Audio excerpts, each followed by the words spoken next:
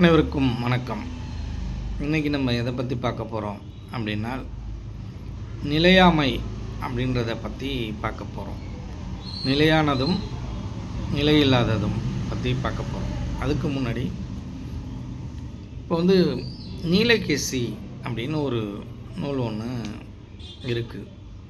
அது ஒரு காப்பியம். அது சமண மத துறவிகள் இருக்காங்க இல்லையா, அவங்கள தூக்கி நிறுத்துகிற, அந்த சமண மதத்தை தூக்கி நிறுத்துகிற ஒரு நூல் அது. அந்த சமண மத அந்த நீலகேசி அப்படின்ற ஒரு பெண் எல்லாத்தையும் போய் கேள்வி கேட்குறதா அப்படி ஒரு கற்பனையில் அந்த நூல் எழுதப்பட்டிருக்கு. அந்த நீலகேசி போய் புத்தர்கிட்ட கேள்வி கேட்குறது, அவர் மதத்தை பற்றி கேட்குறது, அவர் என்ன, அவங்களோட கொள்கை தத்துவங்கள் என்ன அப்படின்றத பற்றி கேட்டு அதை மறுத்து பேசுறது. அதுக்கு அடுத்தாற்போல் நம்மளோட இந்து மதத்தில் இருக்கிற சனாதனம், வேத ஆகமங்கள், அதை பற்றியான ஒரு தர்க்கம், இதெல்லாம் அவங்க தர்க்கம் பண்ணி மறுத்துக்கிட்டு வர ஒரு விஷயம். அந்த தர்க்கம் எப்படி இருக்கும் அப்படின்னால், அது ஒரு அறிவியல் பூர்வமான ஒரு தர்க்கமாக இருக்குது. அது எல்லாம் விஞ்ஞானபூர்வமாக இருக்குது. இந்த புத்தரோட எல்லா விஷயங்களும் விஞ்ஞானபூர்வமாக இருக்கும். அதேபோல் இதுலேயும் விஞ்ஞானபூர்வமாக இவர் அந்த நூலாசிரியர் சொல்லிகிட்டே வராரு. அப்படி சொல்லிட்டு வரும்போது உண்மைக்கு புறம்பான விஷயங்கள் எல்லாம் அவர் என்ன பண்ணுறாரு, ஒத்துக்கலை. அப்படி மறுத்து சொல்கிறாரு. நிறைய விஷயங்களை மறுக்கிறாரு. ஆனால் நம்மளுடைய வேதங்கள் இருக்கு இல்லையா, வேதங்களை மறுக்கிறாரு. ஆனால் சித்தர்களை பற்றியும் ஞானிகளை பற்றியும் இவர் எதுவுமே சொல்லலை. அந்த ராமாயணத்தில் மகாபாரதத்தில் இருக்கும் பிரம்ம ரிஷிகள் இருக்காங்க இல்லையா, அவர்களை பற்றி சில செய்திகள் அதில் வருது. மற்றபடி சித்தர்களை பற்றியோ மகான்களை பற்றியோ அந்த நூலில் சரியாக அவர்கள் குறிப்பிடவில்லை. இப்போ முதல்ல புத்தர்கிட்ட இவங்க போய் தர்க்கத்துக்கு போகிறாங்க. ஆனால் புத்தர்கிட்ட நேராக போய் உண்மையாகவே கேட்டு இருந்தால் அதற்கு ஒரு சரியான ஒரு பதிலை புத்தர் கொடுத்திருப்பார். ஆனால் புத்தரிடம் கேள்வி கேட்பது போல் கேள்வியும் கேட்டு பதிலையும் அந்த ஆசிரியரே அப்படி ஒரு கற்பனையை அவர் செய்திருக்கிறார். இப்போ இவர் போய் புத்தர்கிட்ட கடவுளை பற்றி கேட்கக்குள்ள அந்த கடவுள் இல்லை என்று புத்தர் சொல்கிறார். கடவுள் இல்லை என்றும் நிலையானது எதுவும் இல்லை என்று அவர் சொல்கிறார். ஆன்மா என்ற ஒன்று இல்லை அப்படின்றதையும் அவர் சொல்கிறார். அப்போ அவரோட கொள்கைகள்லாம் இருக்கு இல்லையா, புத்தரோட கொள்கைகள், ஆசையை திறந்துடணும், ஆசைப்படக்கூடாது அப்படின்ற விஷயங்களை எல்லாம் இவர் மறுக்கிறார். இப்போ இந்த புத்தரோட தன்மை எப்படி இருக்கும், அவரோட சொற்பொழிவு, அவருடைய தத்துவங்கள்லாம் எப்படி இருக்கும் அப்படின்னு கேட்டிங்கன்னா, அது எல்லாம் அறிவியல் பூர்வமாக இருக்கும். ஒரு விஞ்ஞானி எப்படி கடவுளை ஒத்துக்கொள்ள மாட்டானோ அப்படி தான் புத்தரும் இருப்பார். ஒரு விஞ்ஞானபூர்வமாக இருக்கும். அவருடைய அனுபவம் சார்ந்தே எல்லாமே இருக்கும். அவருடைய அனுபவத்தில் இல்லாத ஒன்றை அவர் எப்பொழுதுமே ஒத்துக்கொள்வதில்லை. அதே போல தான் இந்த விஞ்ஞானிகளும் அவர்கள் கண்டுபிடித்த கண்டுபிடிப்புகளை மட்டும், அவர்கள் பார்த்ததை மட்டும் அவர்கள் ஒப்புக்கொள்வார்கள். அவர்கள் உணர்ந்ததை மட்டும் அறிந்ததை மட்டும் ஒப்புக்கொள்வார்கள், மற்றதை ஒப்புக்கொள்ள மாட்டார்கள். அப்படிதான் இந்த புத்தரும் இருந்திருக்கிறார். அப்போது கடவுள் இல்லை என்று அவர் சொல்லும் பொழுது அதை மறுக்கப்படுகிறது. இது மட்டும் இல்லாமல் இந்த உலகத்தில் நிலையானது ஒன்றும் இல்லை, எல்லாமே நிலையில்லாதது தான் அப்படின்னு அவர் சொல்கிறதாகவும் அதை மறுக்கிறதாகவும் அந்த நூல் குறிப்பிடுது. இந்த உலகத்தில் எல்லாமே மாறக்கூடியது தான், மாற்றத்துக்குரியது தான். இங்கு நிலையானது ஒன்று இல்லை என்பது புத்தருடைய கருத்து, விஞ்ஞானிகளுடைய கருத்து. இதை நாம் ஏற்றுக்கொள்கிறோம். எப்படி என்றால், ஒரு பொருள் இருக்கு இல்லையா, அந்த பொருள் அது ஒரு காலத்தில் மாறக்கூடியதாக இருக்கும். இன்று அந்த பொருள் இப்படி இருக்குது, இன்னொன்றில் கொஞ்சம் காலம் கழித்து அது மாறும். அது எப்படி அப்படின்னு கேட்டிங்கனால், இப்போ எப்படி ஒரு மனிதன் பரிணாம வளர்ச்சியில் மாறிக்கொண்டே வந்தானோ அதே போல் இந்த உலகமும் மாறிக்கொண்டே போகும். இங்கே மாறாமல் ஏதாவது இருக்கா அப்படின்னால் அது எதுவுமே இல்லை அப்படிங்கிறது அவருடைய கூற்றாக இருக்குது. ஆனால் இங்கே இன்னும் சில விஷயங்களும் சொல்லப்படுது. என்ன அப்படின்னா, விஞ்ஞானிகளால் இந்த உலகத்தில் இருக்கும் அனைத்திற்கும் ஒரு ஆயுள் காலம் உண்டு. அந்த ஆயுள் காலம், இப்போ இந்த கிரகங்கள் எல்லாத்துக்கும் ஒரு ஆயுள் காலம் இருக்குது. அது பல லட்சம் வருடங்கள், பல கோடி வருடங்கள் ஆகலாம். அப்படி தான் இந்த பரிணாம வளர்ச்சியும் வந்திருக்கு. இந்த பரிணாம வளர்ச்சி வந்திருப்பது என்பதை நாம் ஒற்றுக்கொள்கிறோம்.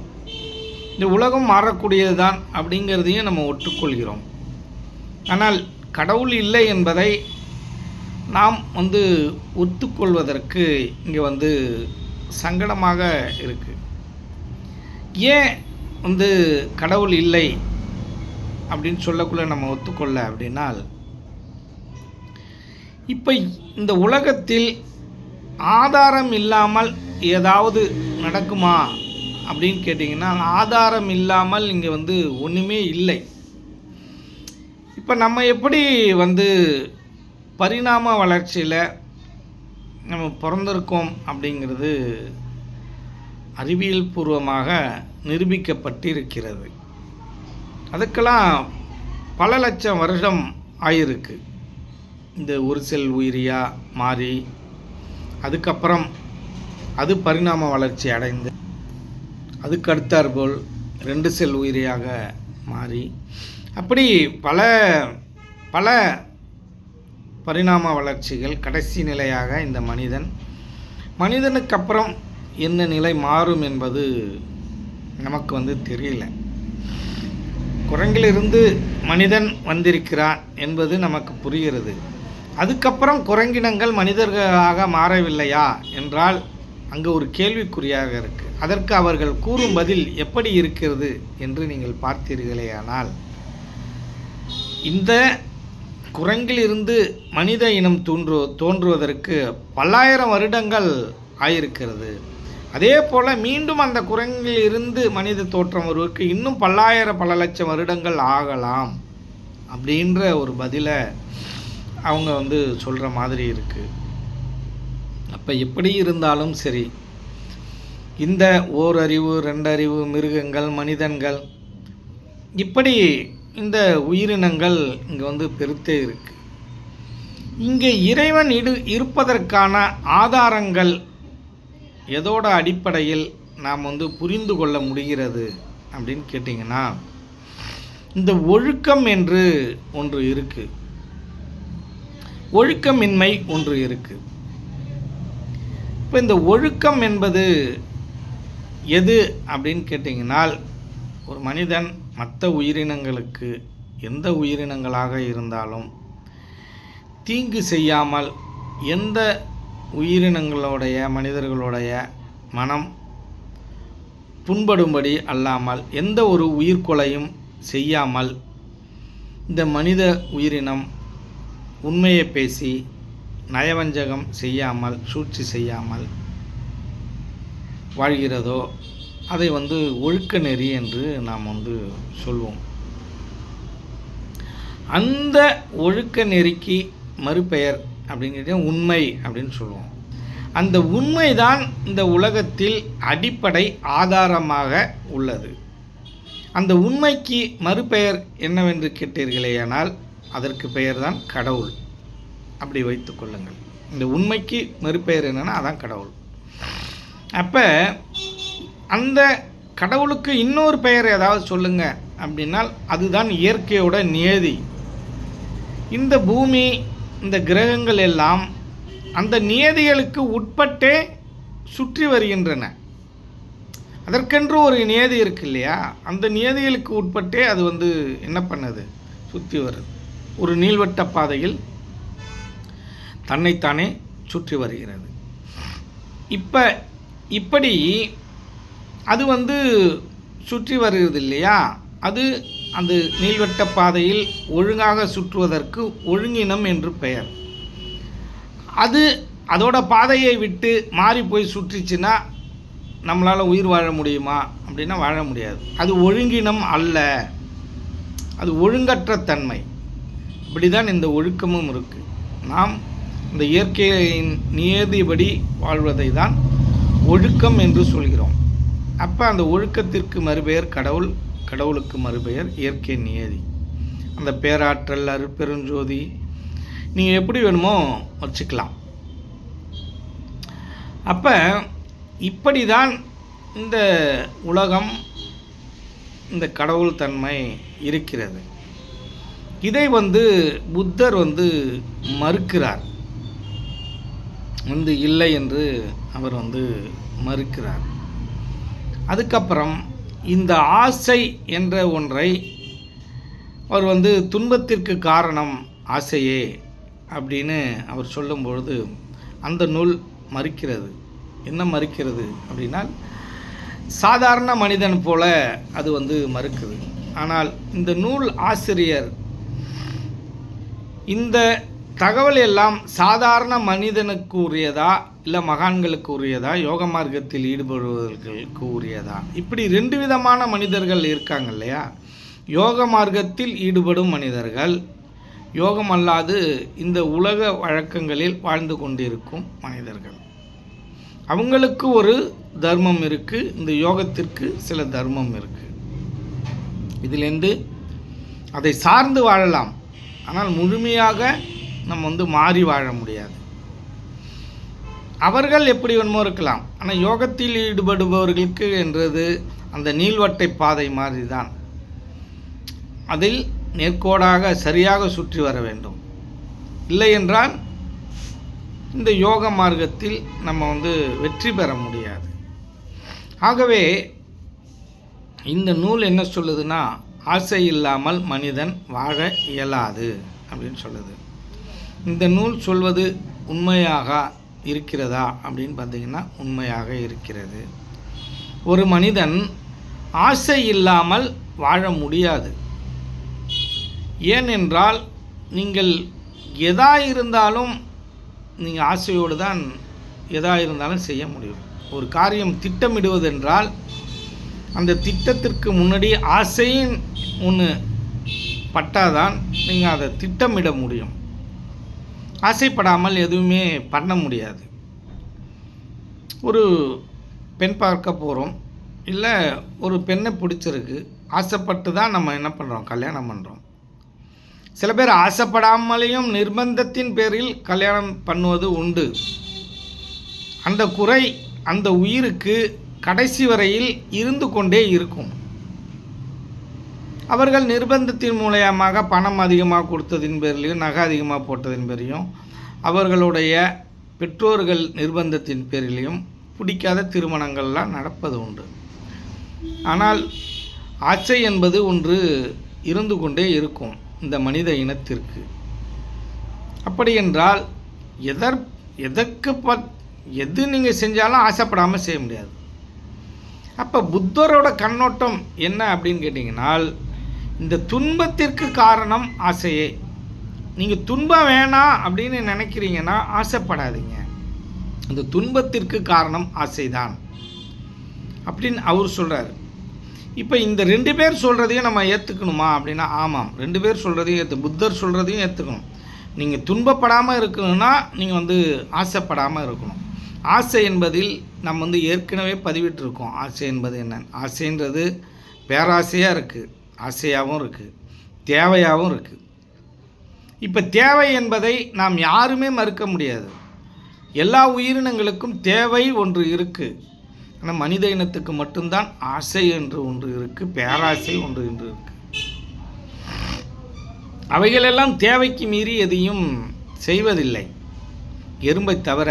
அதுதான் சேமித்து வைக்கிறது, தன் உணவுக்காக சேமிக்கிறது, ஆடம்பர வாழ்க்கைக்காக இல்லை. பிற்காலத்தில் மழை காலத்தில் உணவு இல்லாமல் போகிடப் போகுது, அதற்கு ஒரு எண்ணம் என்றால் உணர்வு அற்று போகிடப் போகிறது என்று சேமித்து வைக்கிறது. மற்ற இனம் சேமித்து அவ்வளவாக வைப்பதில்லை. தன் தேவைக்கு தன் தேவையை நிறைவேற்றிக் கொள்ளும். பசி எடுத்தால் தான் உணவு தேடும். ஆனால் மனிதன் மட்டும்தான் பசிக்கிறதுக்கு முன்னாடியே தயார் பண்ணி வச்சுருப்பான். ஏன்னா இவர்களுடைய முறை தர்மம்ங்கிறது வேறு மாதிரி இருக்குது. மிருகங்களுக்கு ஒரு தர்மம், மனிதர்களுக்கு ஒரு தர்மம். இதை நாம் தெளிவாக தெரிந்து கொள்ள வேண்டும். ஒரு உயிரினங்களை கொன்று இன்னொரு மிருகம் வாழும், ஆனால் மனிதன் அப்படி இல்லை. அவர்களுக்கு உணவுக்கு தேவையான நிறைய விஷயங்கள் இங்கே இருக்குது. இதையும் புத்தர்கிட்டேருந்து இவங்க மறுக்கிறாங்க. இந்த மாமிச வகைகளை சாப்பிடுவது தவறு என்று. இப்போ இந்த புத்தர் சொன்னதும் சரி, இந்த நூல் சொன்னதும் சரி. இந்த நூல் ஆசைப்படாமல் மனித இனம் வாழ முடியாது, உண்மைதான். அவர் யாருக்காக சொன்னால், துன்பப்படாமல் நீங்கள் வாழணுன்னா ஆசைப்படாமல் இருக்கணும், அவ்வளோதான் விஷயம். இப்படி தான் நீங்கள் புரிஞ்சுக்கணும். இப்போ அவர் சொன்னதும் சரி, ஆசைப்படாமல் இந்த மனித கூட்டம் வாழ முடியாது, இவர் சொன்னதும் சரி. அப்போ இன்னொரு கேள்வி இந்த நூலில் கேட்கப்படுது. என்ன அப்படின்னால், நீங்கள் ஆசைப்படாமல் இருக்கணும்னு சொல்கிறீங்களே, ஆனால் நீங்கள் உங்களுடைய சிஷ்யன்மார்கள்லாம் ஞானோதயத்துக்கு தானே பாடுபடுறாங்க, அதுவும் ஒரு விதமான ஆசை தானே, பற்று தானே அப்படின்ற ஒரு கேள்வி எழுப்பப்படுது. அப்போ அந்த கேள்விக்கு அவர் பதில் சொல்லவில்லை என்று இந்த நூல் சொல்கிறது. ஆனால் அதற்கான விடையை நாம் சொல்கிறோம். என்ன அப்படின்னு கேட்டிங்கன்னா, இந்த நூல் சித்தர்களுடைய மார்க்கத்தை இவர் உற்று நோக்கவில்லை, இந்த நூல் ஆசிரியர். ஏன்னால் இது நூல் எழுதப்பட்டது 7ஆம் நூற்றாண்டில். 7ஆம் நூற்றாண்டிற்கு முன்னாடியே சித்த பெருமக்கள் இருந்திருக்கிறார்கள். இவர்கள் சித்தர் மார்க்கத்தை பற்றி இவர் கூறவே இல்லை, இவர் உற்று நோக்கவில்லை என்பதுதான் உண்மை. இந்த தத்துவங்களை எல்லாம், உலக தத்துவங்களை எல்லாம் சித்தர்களும் மகான்களும் ஏற்கனவே சொல்லிட்டாங்க. அதுக்கப்புறம்தான் இதை மாதிரி நூல்கள்லாம் வருது, நம்ம பார்க்குறோம். அதுக்கப்புறமும் நிறைய நூல்கள் வந்திருக்கிறது. அப்போ இப்போ இந்த ஆசைப்படாமல் இருக்க முடியுமா? ஆசைப்படாமல் எப்படி ஞானோதயம் அடைவது?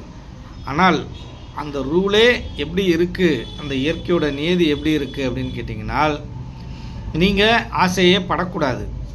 ஒரே ஒரு ஆசை மட்டும் இருக்கும். எந்த ஆசை அப்படின்னால், நான் ஜீவன் முக்தி அடையணும், ஞானோதயம் அடையணும் அப்படின்ற ஒரு ஆசை மட்டும் உங்களுக்கு இருந்து கொண்டே இருக்கும். நீங்கள் பயிற்சியில், நீங்கள் விடா பயிற்சியில் இருந்து கொண்டு இருக்கணும். நல்ல அனுபவம் உங்களுக்கு கிடைத்திடும்.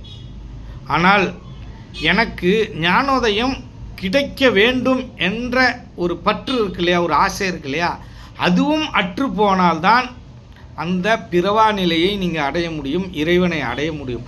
அதுவரையிலும், அந்த பற்று இருக்கும் வரையிலும் இறைவன் உங்களை ஆட்கொள்ள மாட்டார் என்பதை நாம் தெரிந்து கொள்ள வேண்டும். அந்த அருட்பெருஞ்சோதியை நாம் லயிக்க மாட்டோம் என்பதை நீங்கள் தெரிந்து கொள்ள வேண்டும். இதுதான் அந்த நூலுக்கு நாம் சொல்லும் பதில். அந்த ஆசையும் அற்ற பிறகுதான் இறைவனை அடைய முடியும். இதை புத்தர் சொல்லவில்லை என்று அந்த நூல் சொல்கிறது. ஆனால் அதற்கான பதிலை நாம் கொடுத்து விட்டோம். அப்போ அதுவும் இல்லாமல் இருப்பது தான் இந்த ஆன்மீகம், இந்த யோகம். அதை தெளிவாக அந்த நூல் தெரிந்து கொள்ள வேண்டும். இப்படி ஆசைப்படாமல் இருக்க முடியாது, ஆனால் தேவைகளை நிறைவேற்றி தான் ஆக வேண்டும். அந்த நூல் அதை ஒப்புக்கொள்கிறது. இப்படி இந்த மாமிசத்துக்கு வருவோம். இந்த மாமிசத்தை பற்றி புத்தர் என்ன கூறினார்? புத்தர் என்ன கூறினார் என்றால், மாமிசம் சாப்பிடக்கூடாது என்ற ஒரு விஷயத்தை புத்தர் வலியுறுத்துகிறார். வலியுறுத்தும் போது அவருக்கு சில நெருக்கடிகள் ஏற்படுது. அந்த காலத்தில், அவர் வாழ்ந்த காலத்தில் உணவுக்கு பஞ்சமாகப்பட்ட நேரம். அப்பொழுது கடலில் இருக்கும் கிளிஞ்சல்கள் கடல் சார்ந்த உணவுகளை பிடித்து அவர்கள் உண்ணுவது, கீழ்வர்க்கத்தில் இருப்பவர்கள் உண்ணுவது வழக்கமாக இருந்திருக்கிறது. அப்பொழுது புத்தரிடம் அதற்கு ஒரு தளர்வு கொடுங்கள் அப்படின்னு கேட்கக்குள்ள, எந்த உயிரையும் கொல்லாமல் நீங்கள் சாப்பிட்டுக்குங்க அப்படின்னு சொல்லிட்டாரு. அப்போ எந்த உயிரையும் கொல்லாமல் சாப்பிட்னா அந்த உயிர் இறந்ததுக்கப்புறம் அந்த மாமிசத்தை சாப்பிடுங்க அப்படின்னு ஒரு தளர்வு கொடுத்தாரு இல்லையா? அந்த தளர்வை இவர்கள் என்ன அப்படின்னு நினச்சிக்கிட்டாங்கன்னா, புத்தர் மாமிசம் சாப்பிட சொல்லியிருக்காரு அப்படின்ற மாதிரி எடுத்துக்கிட்டாங்க. இதுதான் நபிகள் நாயகமும் சொல்லியிருக்கிறார். சாப்பிடுவதற்கு உணவு அற்ற போது தான் நீங்கள் அடுத்த உயிரினத்தை சாப்பிடுவதற்கான தகுதி உங்களிடம் சேரும். அதுதான் தர்மம் என்று சொன்னதின் பிரகாரம் நமக்கு உணவுப் பொருள் நிறைய கிடைக்கும் போதே உயிர்களை கொன்று சாப்பிடப்படுகிறது என்பதுதான் உண்மையாக இருக்கு. அப்பொழுது இந்த விஷயத்தை இந்த நூல் மறுக்கிறது. மாமிசம் சாப்பிடுவது என்பதே ஒரு குற்றமாக, ஒரு மாமிசம், ஒரு உயிரற்ற பொருளை நாம் உண்ணுவது என்பது தவறு. உயிரற்று விட்டால் அதை புதைப்பது தான் தர்மம் என்று இந்த நூல் கூறுகிறது. ஒரு சில பேர் என்ன சொல்லுவாங்கன்னா, மாட்டுக்கறி சாப்பிட்டுட்டு தான் புத்தர் இறந்ததா ஒரு நூல்லாம் சில விஷயங்கள்லாம் பகிர்றது உண்டு. சில நூல்களில் எழுதியும் இருக்கிறது. ஆனால் அதில் நமக்கு உடன்பாடு இல்லை என்பதுதான் உண்மையாக இருக்கும். இப்போ மாமிசம் சாப்பிடுவதை பற்றி இந்த தர்க்கம் முடிகிறது. இப்போ நம்ம தெளிவாக புரிஞ்சுக்கணும் என்ன அப்படின்னால், இந்த யோகத்தில் இருப்பவர்கள் ஆசைப்படக்கூடாது. எதற்காக என்றால், நாம் சிரமப்படாமல் வாழ்வதற்கு, எளிமையான வாழ்க்கையை வாழ வேண்டும். அவர்களுக்கு ஆசைப்படாமல் வாழ முடியாது. உங்கள்கிட்ட பணம் இருக்கா? பணம் இருந்துன்னா அதற்கு உட்பட்ட வாழ்க்கையை நீ வாழ்ந்துங்க. நான் 1 கோடி ரூபா வச்சுருக்கேன், நீங்கள் வீடு கட்டிக்கிங்க, உங்களை யாரும் வேணான்னு சொல்ல. ஆனால் கட்டன்ற பேரில் கடை வாங்கியோ சிரமப்பட்டோ கட்டாதீங்க அப்படிங்கிறது தான் புத்தரோட நோக்கமாக இருக்குது. அந்த நோக்கத்தை நாம் தெளிவாக தெரிந்து கொள்ள வேண்டும். அதை மறுத்து ஆசைப்படாமல் வாழ முடியாது அப்படிலாம் சொல்ல முடியாது. உங்களுக்கு தேவைக்கேற்ற மாரி வாழ்ந்துங்க அப்படிங்கிறத நம்ம புரிஞ்சுக்கணும். இந்த உணவுலேயும் மாமிசத்துலேயும் அப்படி தான். சில பேர் சொல்லுவாங்க, என்ன சொல்லுவாங்க அப்படின்னால், நாங்கள் கொல்லலையே, மற்றவங்க கொன்னாங்க, நாங்கள் சாப்பிட்றோம். அதையும் இந்த நூல் மறுக்கிறது. நீங்கள் சாப்பிடுவதற்காக தான் அந்த உயிரினங்கள் கொல்லப்படுகின்றன. நீங்கள் சாப்பிடுவதை நிறுத்திவிட்டால் அவர்கள் யாரிடம் விற்பார்கள்? அவர்கள் அந்த உயிரை கொல்லாமலே விட்டு விடுவார்கள் என்பதை இந்த நூல் வலியுறுத்துது. இப்போ இதுவும் ஒரு வகையான உண்மைதான்.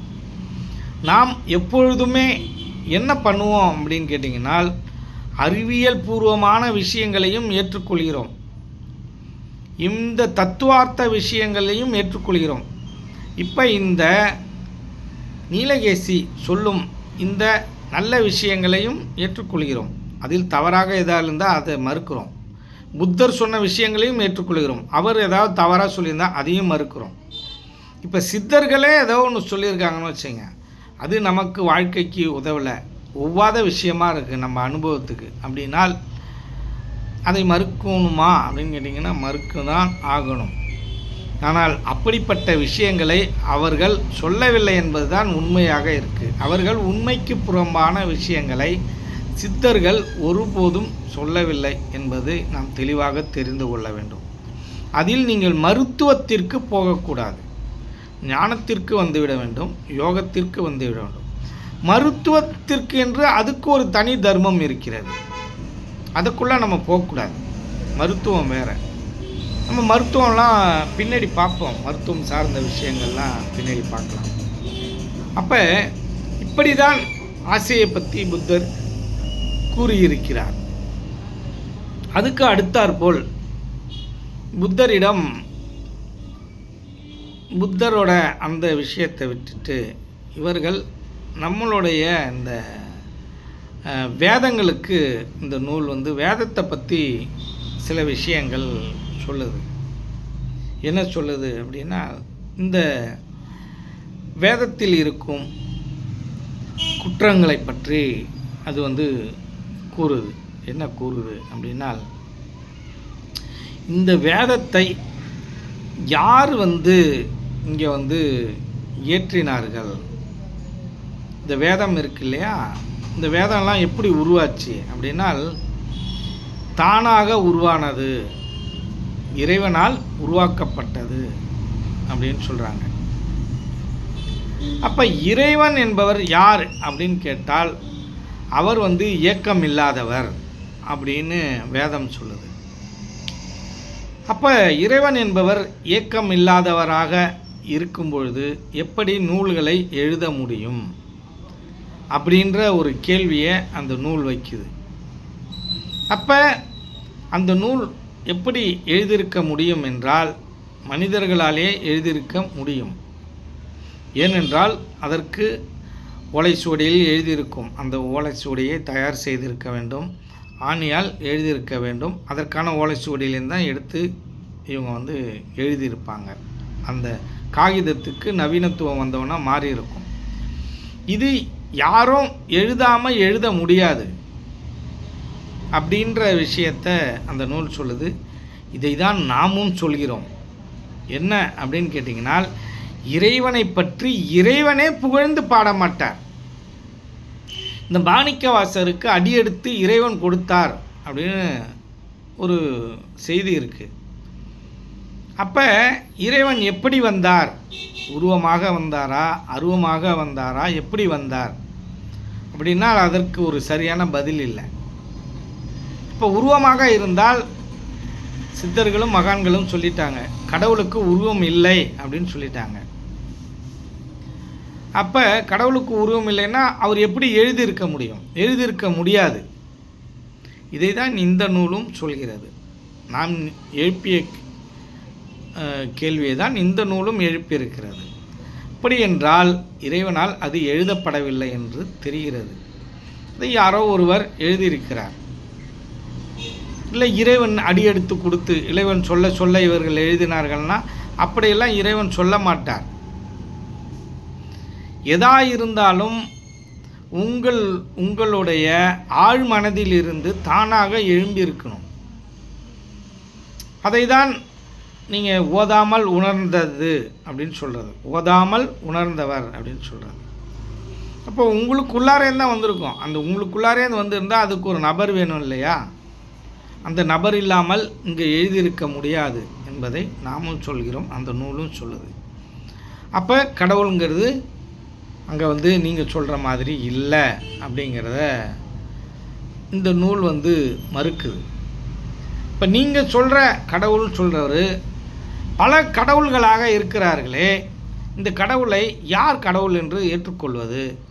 பலவிதமான கதைகள் இருக்குது, அந்த கதைகள் எல்லாம் உண்மைக்கு புறம்பாக இருக்குது. இப்படி வந்தார் அப்படி வந்தார் அப்படின்னு இதையெல்லாம் எப்படி ஏற்றுக்கொள்வது? தலையில் இருந்து பிறந்தவன் பிராமணன் அப்படின்னு, காலையில் இருந்து பிறந்தவன் சூத்திரன், இப்படி பலவிதமான உங்களுக்கு உண்மைக்கு புறம்பான விஷயங்கள்லாம் இருக்குது. இதையெல்லாம் ஏற்றுக்கொள்ள முடியாது என்று இந்த நூல் சொல்கிறது. பெரிய புராணத்தையும் அது இதை மாதிரி இன்னொரு மனைவியை கேட்பது ஒழுக்கமற்றது, ஒரு கல்லிலிருந்து ஒரு கல்லுக்கு உயிரில்லாத ஒரு பொருளை நீங்கள் கடவுளாக எப்படி ஏற்றுக்கொள்கிறீர்கள் என்ற கேள்வி, அந்த கல்லிலிருந்து ரத்தம் எப்படி வடியும் இந்த கண்ணப்பர் கதையில் அப்படின்ற ஒரு லாஜிக்கான நிறைய விஷயங்களை இந்த நூல் கேட்குது.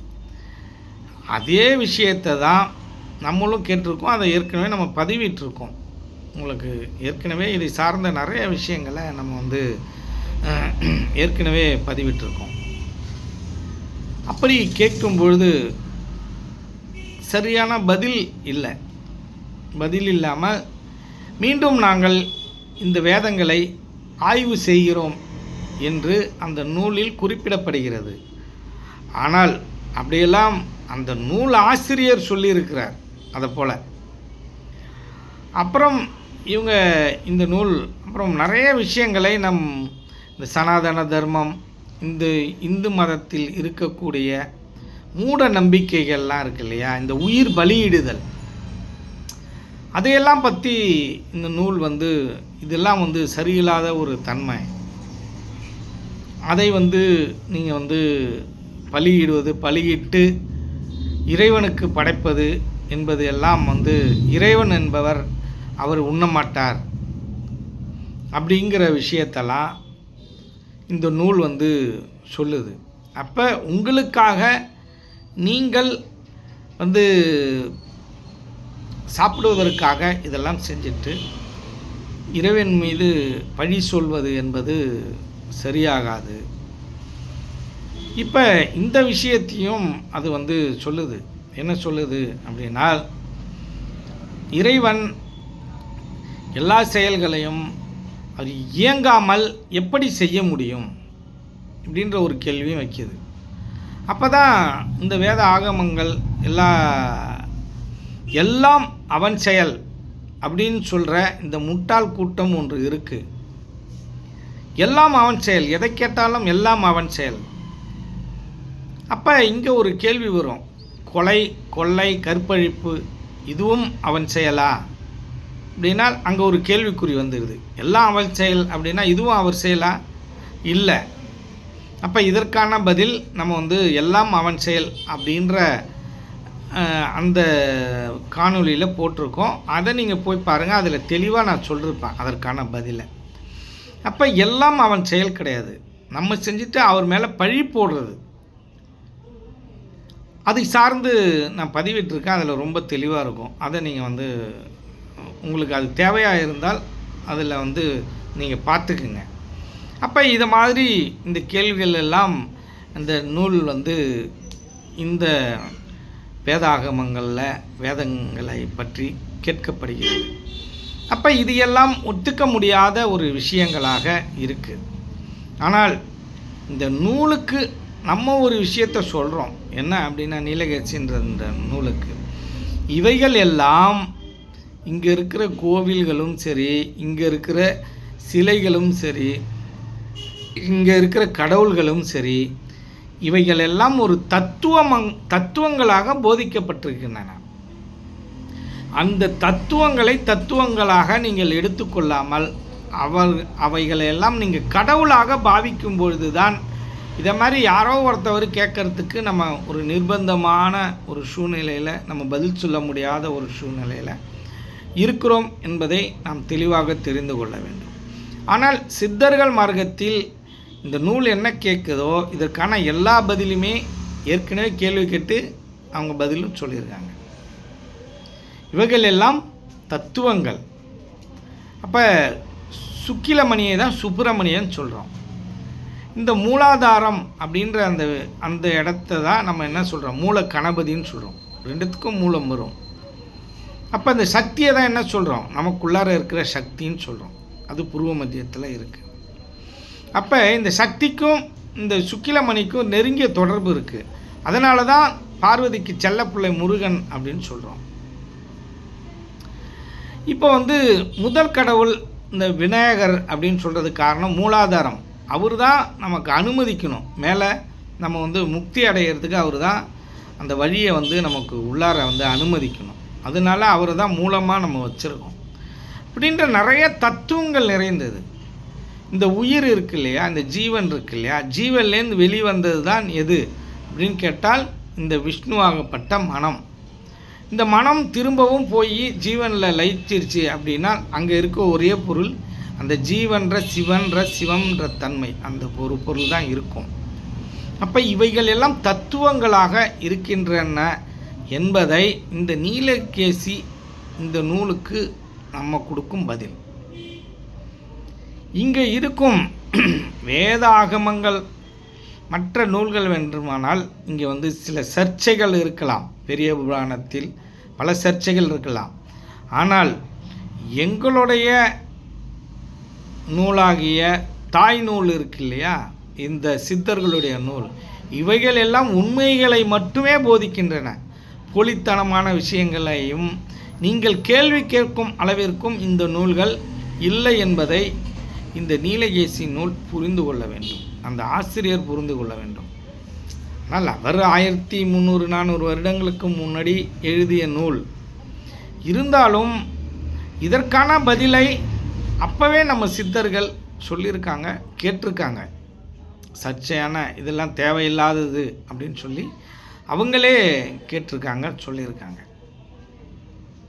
இதுலேருந்து என்ன தெரியுது அப்படின்னா, நம்மளுடைய அறிவிற்கு ஒவ்வாத விஷயங்கள் எல்லாம் இருக்கு இல்லையா, அதையெல்லாம் நாம் ஒற்றுக்கொள்ளக்கூடாது. இப்போ நான் இந்த நீலகேசி நூல்களிலையும் சில குழப்பங்கள் இருக்குது, அதற்கான பதிலே நம்ம இப்போ கொடுத்துட்டோம்.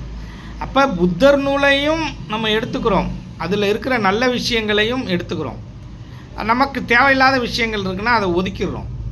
இப்போ இந்த நீலகேசிலையும் நம்ம என்ன பண்ணுறோம், தேவையானதை எடுத்துக்கிட்டு தேவையில்லாததுக்கெலாம் நம்ம பதில் கொடுத்துட்டோம். பெரிய புராணத்தையும் அப்படி தான் எடுத்துக்கிறோம். எப்படி எடுத்துக்கிறோம் அப்படின்னு கேட்டிங்கன்னா, நமக்கு தேவையான விஷயத்தை எடுக்கிறோம், தேவையில்லாத சர்ச்சையான விஷயங்கள்லாம் விட்டுடுறோம். இப்போ ராமாயணத்தையும் அப்படி தான் எடுத்துக்கிறோம். இந்த ராமாயணம் மகாபாரதம் மிகப்பெரிய காப்பியம், இதில் நிறைய தத்துவங்கள் இருக்குது. அது எல்லாம் நம் வாழ்க்கையில் பொருந்தி பார்க்க வேண்டும். யாரெல்லாம் சரியில்லாத செயல்களை செய்கிறார்கள் என்று உங்களுக்கு தெரிகிறதோ அந்த செயல்களை எல்லாம் நாம் செய்யக்கூடாது. யாரெல்லாம் சரியாக செய்கிறார்கள் என்று உங்களுக்கு தெரிகிறதோ, எதெல்லாம் சரியான செயல் என்று உங்கள் அறிவுக்கு தெரிகிறதோ அதை நீங்கள் செய்ய வேண்டும். இப்படி நல்ல விஷயமும் கெட்ட விஷயமும் கலந்தே இருக்கிறது இந்த கதாபாத்திரங்களில். இப்போ மனிதனோட இந்த கதாபாத்திரம் இருக்கு இல்லையா, மனிதனோட இந்த வாழ்க்கை முறையிலையும் இப்படி தான் இருக்குது. நல்ல விஷயம் கெட்ட விஷயம் எல்லாம் கலந்து தான் இருக்குது. அப்போ நல்லதை எடுத்துக்கிட்டு கெட்டதை நம்ம தூக்கி போட்டுடணும். அப்போ இதெல்லாம் நமக்கு இந்த வேத நூல்கள், இந்த புராண நூல்கள், இந்த திருக்குறள், இது மாதிரி நிறைய விஷயங்களை உண்மைக்கு புறம்பான விஷயங்களாக இருக்குது அப்படின்னால் அதை நாம் எந்த நூலாக இருந்தாலும் ஏற்றுக்கொள்வதில்லை. அதற்கு நமக்கு மிகப்பெரிய அனுபவம் வேண்டும். இங்கே சும்மா அனுபவம் இல்லாமல் நான் இதை மறுக்கிறேன் அதை மறுக்கிறேன் அப்படிலாம் சொல்லக்கூடாது. இந்த ஓஷோ இருக்கார் இல்லையா, அவர் நிறையா நூல்களை மறுத்து பேசியிருக்கார், நிறைய நூல்களுக்கு கேள்வி எழுப்பியிருக்கார். இதெல்லாம் சரியில்லாது இதெல்லாம் அப்படின்னு நிறைய விஷயங்களை சொல்லியிருக்காரு. இப்போ நம்ம என்ன பார்க்குறோம் அப்படின்னா, நல்ல விஷயங்கள்லாம் எடுத்துப்போம், அது நமக்கு தேவையில்லாத விஷயங்கள்லாம் விட்டுடுவோம். நம்ம இங்கே எதையுமே ஒரு சரியில்லாத தன்மை அப்படின்னு நம்ம சொல்வதற்கு இல்லை. ஏன் அப்படின்னு கேட்டிங்கன்னா, அந்த நூலை எழுதிய சேக்கிழார் இருக்கார் இல்லையா, அவரிடத்தில் எனக்கு நிறைய கேள்வி இருக்குது. அதை கற்று அதை படித்து தெரிந்த இந்த நபர்களிடம் நாம் என்ன கேள்வி கேட்பது? ஒன்றும் கேட்க முடியாது. இப்போ அவர் எழுதியவரிடம் கேள்வி கேட்டால்தான் அதற்கு தகுந்த பதில் அவர்களால் அளிக்கப்படும். இப்போ நான் ஒரு விஷயம் பண்ணுறேன், ஏன் பண்ணீங்கன்னு என்ன கேட்டால் தானே தெரியும். இன்னொருத்தவங்களை கேட்டிங்கன்னா, எனக்கு பிடிச்சவராக இருந்தால் நல்ல விதமாக சொல்லுவார், எனக்கு பிடிக்காதவராக இருக்கக்குள்ள அவர் வேறு விதமாக தவறாக சொல்லுவார். இதை பொறுத்து தானே இருக்குது. ஆனால் அந்த நூலாசிரியர் என்ன கண்ணோட்டத்தில் எழுதியிருப்பார் என்பதை நாம் புரிந்து கொள்ள வேண்டும். இப்போ திருக்குறள்லேயும் அப்படி தான் இருக்குது. 1000 பேர் திருக்குறளுக்கு விளக்கம் எழுதுகிறாங்க, 1000 பேருக்கும் 1000 சிந்தனைகள் தோணுது, ஒவ்வொருத்தங்களும் ஒரு மாதிரியாக எழுதுகிறாங்க. இப்போ பரிமேலழகர் எழுதிய உரையிலேயே நிறைய சர்ச்சைகள் இருக்கிறதுலே பரிமேலழகர் எழுதிய உரை தான் திருக்குறளுக்கு சரியான உரையாக எல்லாராலையும் ஏற்றுக்கொள்ளப்படுகிறது. ஆனால் அதிலேயும் சில தவறுகள் இருக்குது என்பதை நாம் புரிந்து கொள்ள முடிகிறது.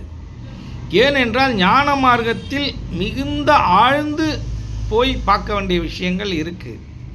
அப்படி ஆழ்ந்து போகாமல் அவருடைய இனத்துக்கேற்றாற்போல் சில விஷயங்கள் எல்லாம் அதில் கொடுக்கப்பட்டிருக்கிறது. அதை நம்ம மறுக்கிறோம். யாராக இருந்தாலும் மறுக்கிறோம்.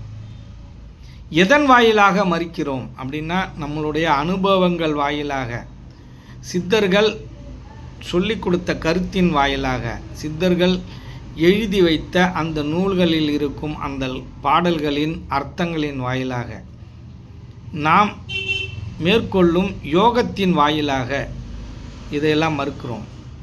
ஆனால் இதை மறுப்பதற்கு மிகப்பெரிய அனுபவம் வேண்டும் என்பதை நாம் தெளிவாக தெரிந்து கொள்ள வேண்டும். இதிலிருந்து நமக்கு என்ன புரிகிறது என்றால், நல்ல விஷயங்கள் எதுவாக இருந்தாலும் ஏற்றுக்கொள்வோம். நல்ல விஷயம் இல்லை என்றால் தூக்கி ஓரமாக வைத்து கொண்டு நாம் எதை சரியாக செய்கிறோமோ அதை செய்து கொண்டு போய் கொண்டு இருப்பது தான் நம்மளுடைய பணியாக இருக்க வேண்டும் என்பதை தெளிவாக தெரிந்து கொள்ள வேண்டும். நன்றி, வணக்கம்.